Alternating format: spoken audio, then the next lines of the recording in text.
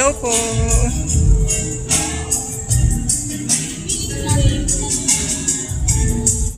Ayan, haircut. May haircut na siya.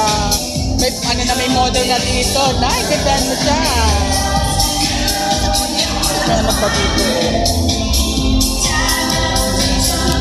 Talcum. May talcum pa siya. Ganda.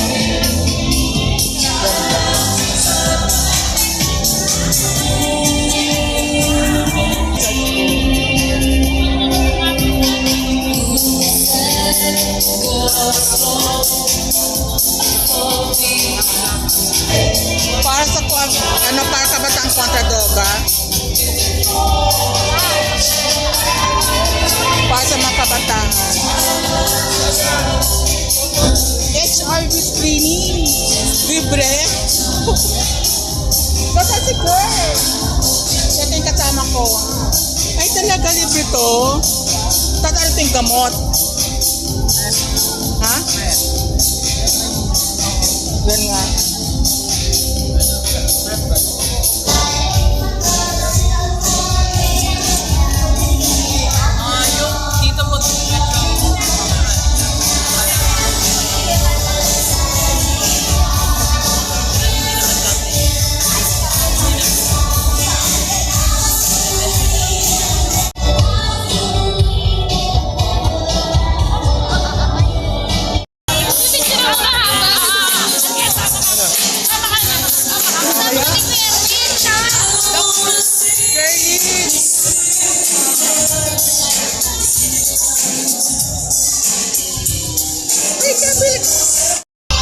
Ganda nyo na po. Maganda na kayo. Yan, ganda-ganda nyo na. Ay, tapos na. Finished product. Ang ganda. Kaya na susunod. Ayan, ang ganda. Ang ganda na. Perfect.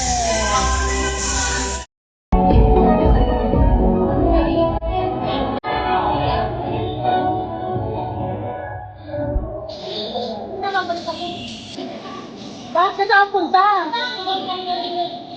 Kaya ko wala no.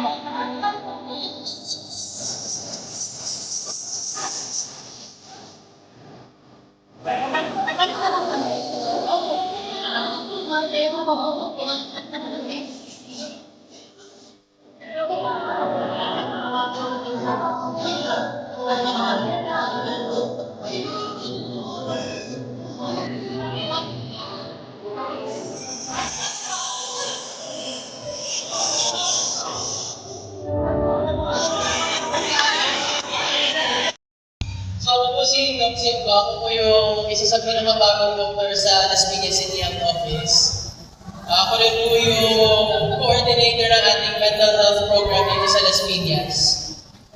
So, I'm very happy po na pumunta po kayo lahat ngayon, lalo na ang ating mga nanay at kababaihan mula sa Kalipi, sa Hirayan, ang LGBTQ community, at ang ating mga PWDs. Yes! So, quick shout out lang po and very thank you sa lahat ng partners natin na nag-set up ng booth today. Alam ko na na-acknowledge po namin na sila ni Doc Julie, pero palakpakan po natin sila. Kasi hindi po magiging posible itong event kung hindi po sa kanila. And of course, gusto ko rin pong bigyan ng maraming salamat sa mental health team ng City Health Office. Sila po talaga yung nagpuyat at nag-asikaso ng mga para maging reality itong Caravana. For inviting me para sa ganitong event. So bakit nga ba tayo nandito? So kanina nabanggit na about mental health and I'm sure familiar na kayo about mental health. Lagi nyo na yung naririnig sa social media.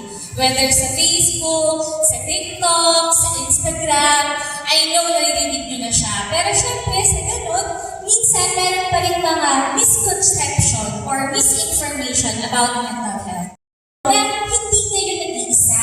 It's not just you. Pagdating sa mental health, makikita natin an estimated of 7 to 12.5 million Filipinos live with diagnosed mental health conditions, predominantly depression and anxiety. Ito, o warning ng ating katawan na ay parang may mali, na o-overwhelm na tayo, parang too much na yung ating pinagdadaanan. Pero ang tanong, is all stress bad? Masama ba na nasa-stress tayo?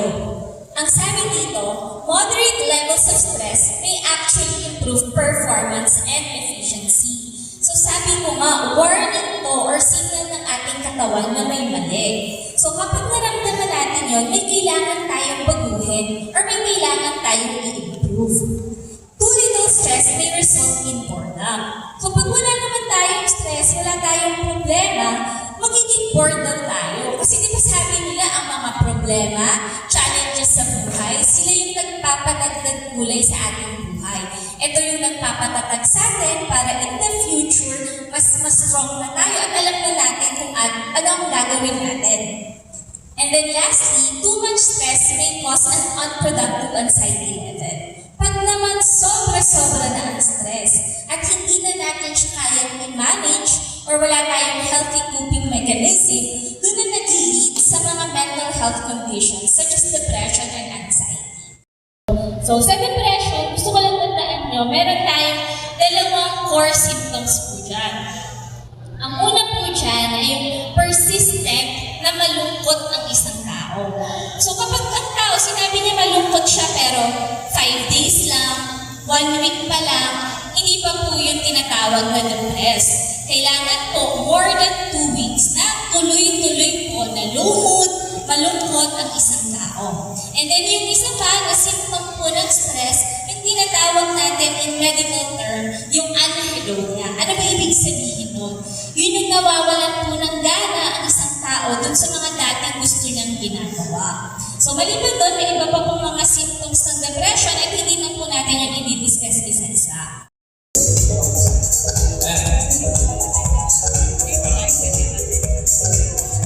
Certificate of Appreciation.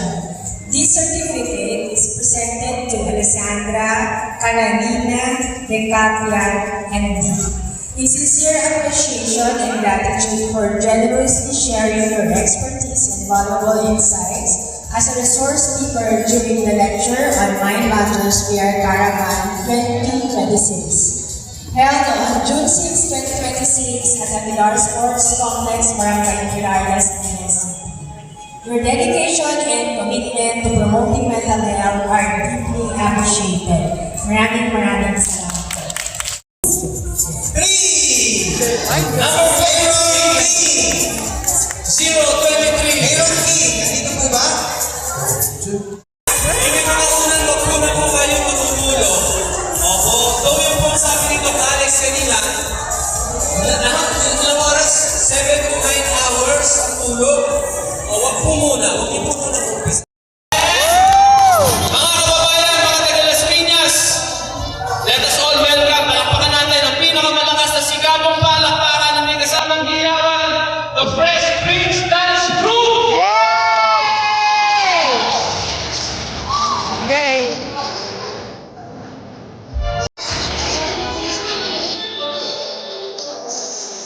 Anong sosyo nila?